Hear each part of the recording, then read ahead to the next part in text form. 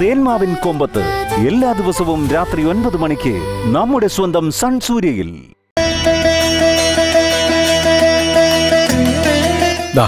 ഇത് കുടിക്കുമോളെ.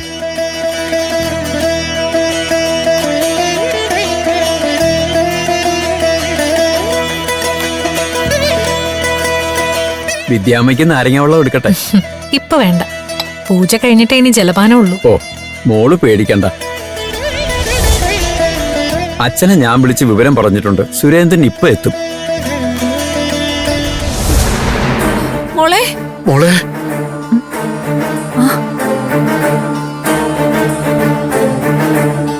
മോളെ, എന്റെ പൊന്നു മോളെ, മോളെ,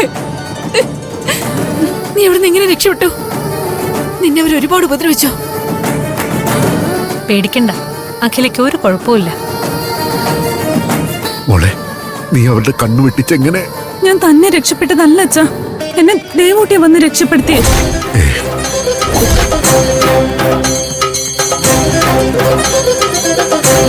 അവിടെയുള്ളൊരു സ്ത്രീയും ഗഗനും ഞങ്ങളെ തടയാൻ നോക്കി.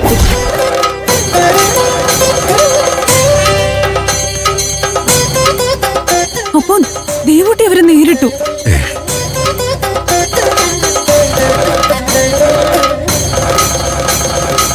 എന്ത് ശക്തിയോടെ ദേവൂട്ടി അവരുടെ മല്ലിട്ട് നിന്ന്. അത് മാത്രമല്ല അച്ഛാ, ആ സമയത്ത് ദേവൂട്ടി അവരോട് സംസാരിക്കുകയും ചെയ്തു. മോള് ഞങ്ങളോട് ഇത് പറഞ്ഞപ്പോ സത്യം പറഞ്ഞാൽ എനിക്ക് വിശ്വാസം വന്നില്ല. അത്രയും ദൂരത്തുനിന്ന് ദേവൂട്ടി ഇവിടെ വന്ന് അവരോട് എതിർത്ത് എങ്ങനെ മോളെ രക്ഷിക്കാന്? എന്നിട്ട് അവളെ അങ്ങോട്ട് പോയി? അമ്മ അതറിയില്ല. അവിടെ നിന്ന് രക്ഷിച്ച് പെട്ടെന്ന് ദേവൂട്ടി എന്നെ അമ്പലത്തിലേക്ക് കൊണ്ടുവന്ന്.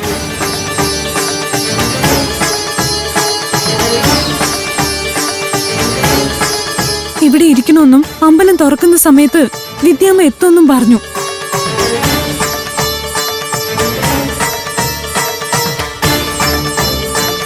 ഞാൻ ക്ഷീണം കൊണ്ടൊന്ന് മയങ്ങിപ്പോയി. പിന്നെ ദേവൂട്ടിയെ കണ്ടതുമില്ല.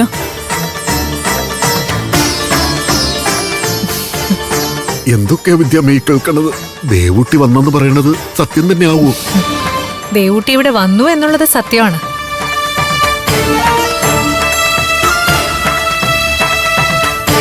അവളെ അഖില കാണുകയും ചെയ്തല്ലോ.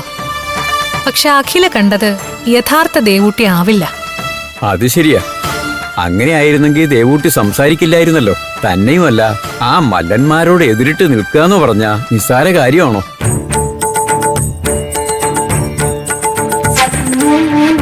ദേവൂട്ടിയുടെ രൂപത്തിലെത്തി ഇവളെ രക്ഷിച്ചത് സാക്ഷാൽ മൂകാംബിക ദേവി തന്നെയാവും.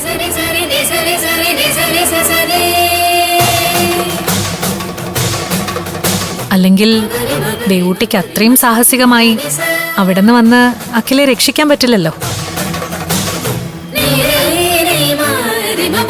വിദ്യാമ്മ പറഞ്ഞത് 100% അച്ചട്ടാ.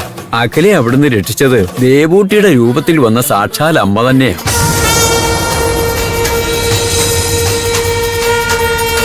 അമ്മയെ മനം നിറഞ്ഞ് ആശ്രയിക്കുകയും പ്രാർത്ഥിക്കുകയും ചെയ്യുന്നവരെ ദേവി ഒരിക്കലും ഉപേക്ഷിക്കാറില്ല.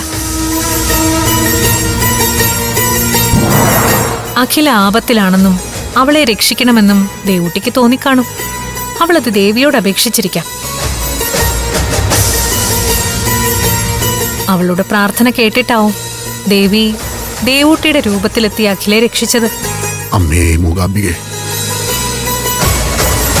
എന്റെ മക്കൾക്ക് അവിടുന്ന് അഭയം നൽകിയല്ലോ, ഞങ്ങളെ അനുഗ്രഹിക്കണേ. മകളെയും കൂട്ടി അമ്പലത്തിൽ ചെന്ന് അമ്മയെ തൊഴുതോളൂ 3 നാളും.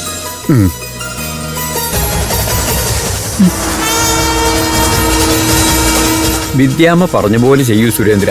ഇത് ദേവിക്ക് സമർപ്പിച്ച് 3 പേരും നന്നായി തൊഴുതു വരൂ.